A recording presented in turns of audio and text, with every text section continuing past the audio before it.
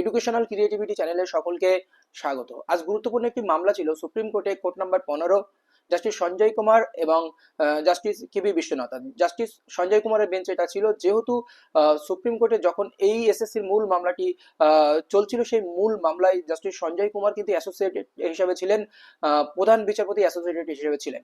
তো সেই মামলা আজকে ছিল, সেটি হচ্ছে টেইন্টেডের করা একটি মামলা।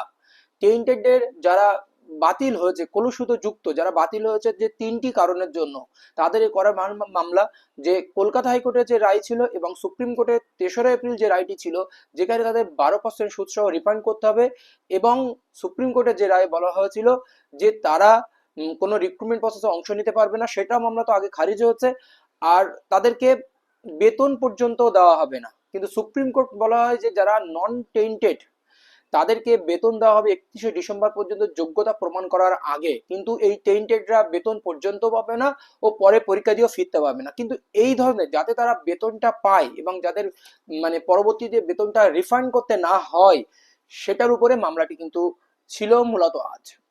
তো কোর্ট নাম্বার 15-তে এই মামলা ছিল। তো আপনারা দেখেছেন যে প্রথমে যে মামলাটি যেভাবে আসছিল, ঠিক 12টা 15-র দিকে শুনানি হওয়ার কথা ছিল, কিন্তু আজকে সবচেয়ে ভাইটাল ব্যাপার, মানে আমাদের ভারতের প্রাক্তন অ্যাটর্নি জেনারেল মুকুল রোহতগি, উনি আজ টেইন্টেড ক্যান্ডিডেটের জন্য দাঁড়িয়েছিলেন। একটা মানে বাস্তব, মানে একটা অবাস্তব ব্যাপার এটি।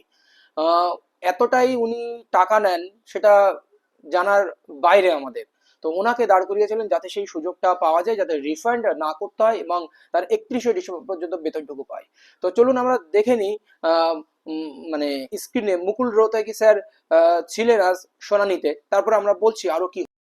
When all of you argue, we are not tainted. We are not tainted. And this is the first statement made by each of you when you started your arguments. Each of you. We do not belong to the tainted. We are not allowed to do that. Mr. Practically asking for a record. May I just make my review also filed, my lord. They filed the review now again.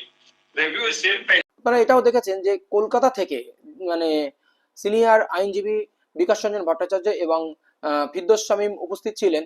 তো ওনাদের বেশি কথা বলতে হয়নি, কারণ justice Sanjay Kumar ব্যাপারটি বুঝতে পারেন এবং প্রথমে এই মামলার শুনানিতেই বিচারপতি ম্যাটারটি বুঝতে পারেন এবং উনি বারবার বলেন যে এটাকে বিরক্ত হয়ে যাচ্ছি, বারবার এই জিনিস আপনারা জিজ্ঞেস করবেন না।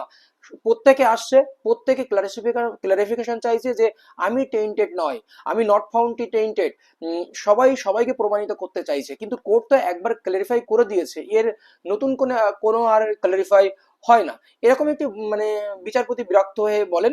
তারপরে মুকুল রোহতগি স্যার আসেন, উনি বোঝানোর চেষ্টা করেন যে 3টে ক্যাটাগরি ছিল, এরা ছিল টেইন্টেড ক্যান্ডিডেট হিসাবে, কিন্তু বিচারপতি বলেন ওইভাবে কোর্ট কি মানে হাইকোর্ট বেছে দেয়নি। যাই হোক, এরকম একটি আর্গুমেন্ট হয়, কিছুক্ষণ আর্গুমেন্ট হয়, তারপরে মানে মুকুল রোহতগি স্যার একটা জায়গায় মিস্টেক করার ফলে এদিক থেকে যে সিনিয়র অ্যাডভোকেট বিকাশ রঞ্জন ভট্টাচার্য ছিলেন, উনি মানে মাথা নাড়িয়ে নাকচ করার চেষ্টা করেন যে ওটা একটি ভুল হচ্ছে।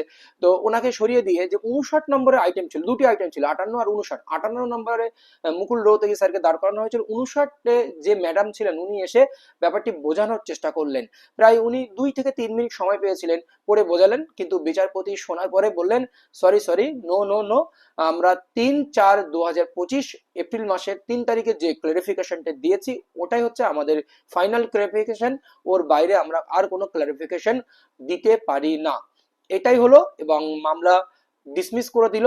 তাহলে মুকুল রোহতগি স্যারকে দাঁড় করানোর পরেও হাতছাড়া হলো টেইন্টেড ক্যান্ডিডেটদের, আর আশা রইল না। এবার মাঝখানে একটি ব্যাপার উঠেছিল যে রিভিউ, মানে বিচারপতি বলেন রিভিউ তো অলরেডি ডিসমিস হয়ে গেছে, তখন অন্য পক্ষ থেকে বলেন না, রিভিউ অলরেডি আছে, পেন্ডিং রয়েছে, এখনো হিয়ারিং বাকি রয়েছে। তো যাই হোক, রিভিউটা আসা রয়েছে, কিন্তু এটা ছিল মিসলিনিয়াস অ্যাপ্লিকেশন।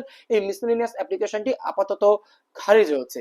এই হচ্ছে আপডেট রয়েছে আজকের। পরবর্তী আপডেট বা অর্ডার কপি আসলে অবশ্যই আপনাদেরকে জানানো হবে। তো আপনারা দেখে নিন স্ক্রিনে কোন কোন মামলা দুটি ছিল, সেটাও আপনাদের একটু দেখিয়ে নিই। দেখুন, এই বেঞ্চেই ছিল মামলা সঞ্জয় কুমার অনমের মিস্টার জাস্টিস কেবি বিশ্বনাথনের ডিভিশন বেঞ্চে। মামলা 10টা 30-এ ছিল, কিন্তু এর আগেও প্রায় 55টি মামলা ছিল, সেই জন্য সেই মামলাগুলো শোনার পরে ঠিক 5 ওভার চাওয়া হয়েছিল। তারপরে 54, 55, 56 ম্যাটার হয়নি, কারণ এটা ডিলেটেড ছিল। 57 নম্বর ম্যাটার, তারপরে 18 নম্বর ম্যাটার ছিল রূপক চাঁদ অ্যান্ড ওয়ারেস ববিতা সরকারের মামলা ছিল।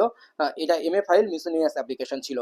এবং এছাড়াও ছিল 59 Braja Dulalgiri and ors versus the state of West Bengal.